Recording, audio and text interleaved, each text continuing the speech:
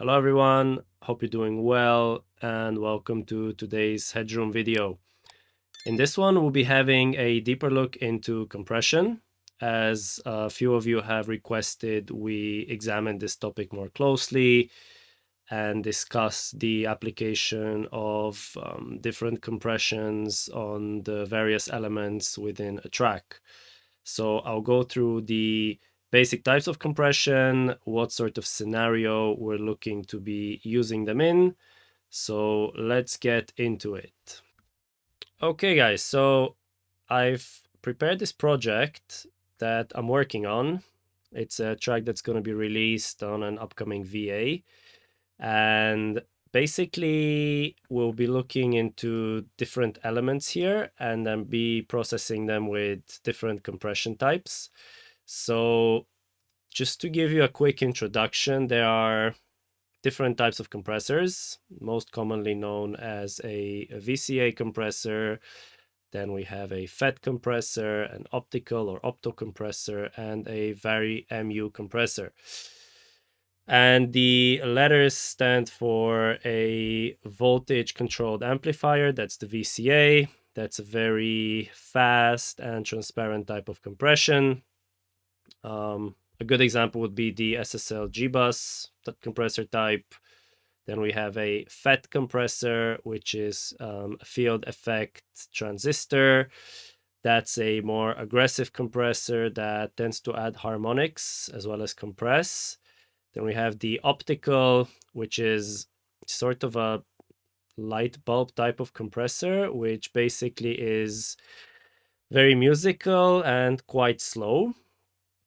And then we have a vari-mu, which is a tube type compressor, which again is quite slow and also tends to add nice saturation to the sounds we're using it on. Okay, so I've prepared a few different types of compressors here. There are some Ableton ones and some third-party ones for where Ableton doesn't really have a substitute.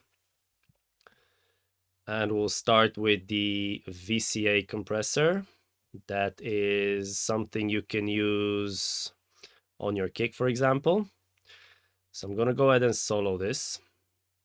Let's have a little loop playing here and we'll have a look. So the first type would be the Ableton glue compressor, which is emulating the behavior of the SSL G-bus. So let me play my kick.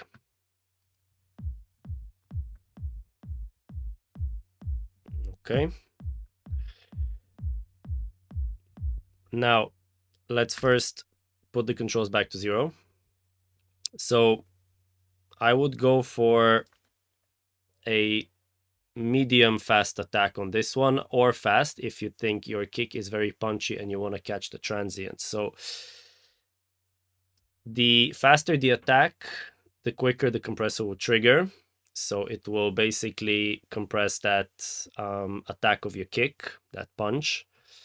So if I go to the slowest attack, notice it will start acting immediately and we're going to lose a bit of the punch of the kick. And then the slower I go, the more of that transient it will let through.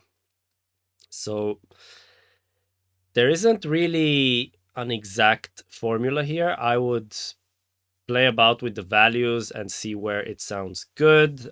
I like a kind of a medium setting, medium to fast, just to get a bit of that transient, but I don't also want to kill it completely. So let's go for this one here. And then you have a pretty fast release because I want to get that pumping effect. So I want the compressor to go back to 0 as fast as possible. So the faster, the more pumping type of sound you're going to have.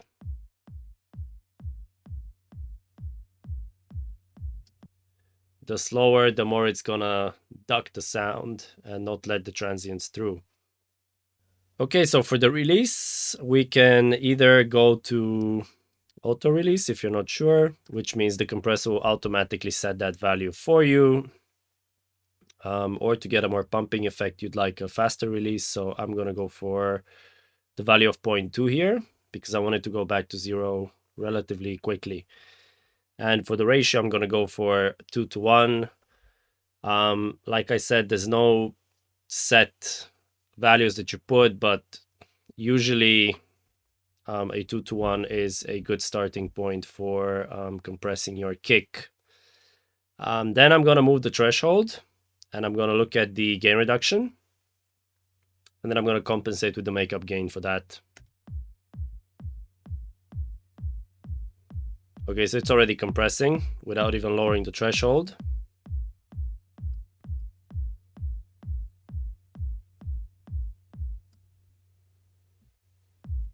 Maybe I bypass this drum bus, so it's a bit less aggressive.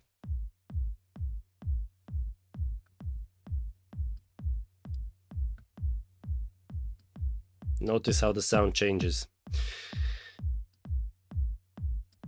Now let's have a look here. Let's see where the kick is hitting. And let's see what happens when I turn the compressor off.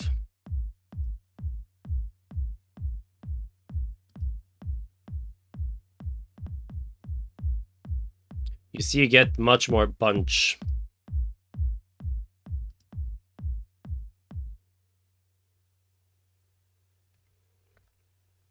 You're compressing some of the body, so it's not as boomy, but you're definitely getting that punch coming through way more. And then we have the same in a third-party plugin. That's the SSL bus compressor. That's their own, basically. Same sort of values here. Let me put this back to 0. Okay, so this is slightly different. We just have a bit more control on here. So let's go 2 to 1 ratio. So same as our glue compressor. Let's put the threshold all the way down. Make up 0. Let's go for attack 1. And this one is something that's called a side chain. So basically what this would do, I don't think the glue compressor on Ableton does, you can decide what sort of frequencies the compressor will not affect. So if I go all the way up here, then any frequencies playing under 151 Hertz will not be triggering the compressor. So that will let some of the low end out unaffected. So you'll still retain that body of the kick. For now, we'll leave it off, but just something for you to know. And then this one also has a dry and wet, same as the glue compressor, so you can set your preferences and then decide, okay, I don't want to apply it as much, so maybe you can dial that back a little bit. All right, let's see how this one works. Again, it's already compressing.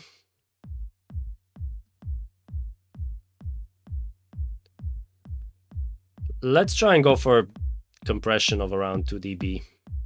So somewhere in between here.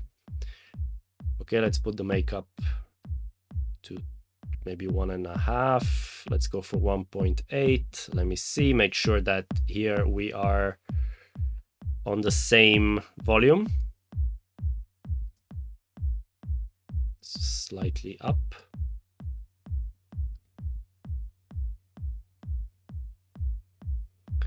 See here, the auto option is just sounds better. It's more controlled. Okay, let's bypass that.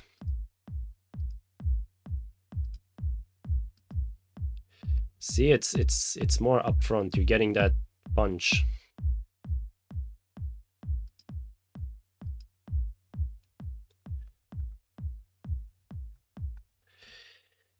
And then let's compare these.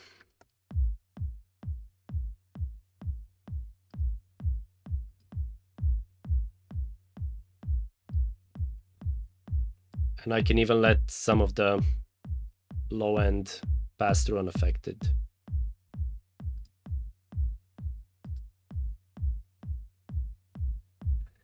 Just controls the sound. It brings it up front. It's not making it louder. It just makes it more present, more punchy, and kind of forward in the mix. So I think for this one, I'm gonna stick with the native bus compressor. It just sounds a little bit more musical, and I like this sidechain option, so I'm gonna go ahead and use that one here.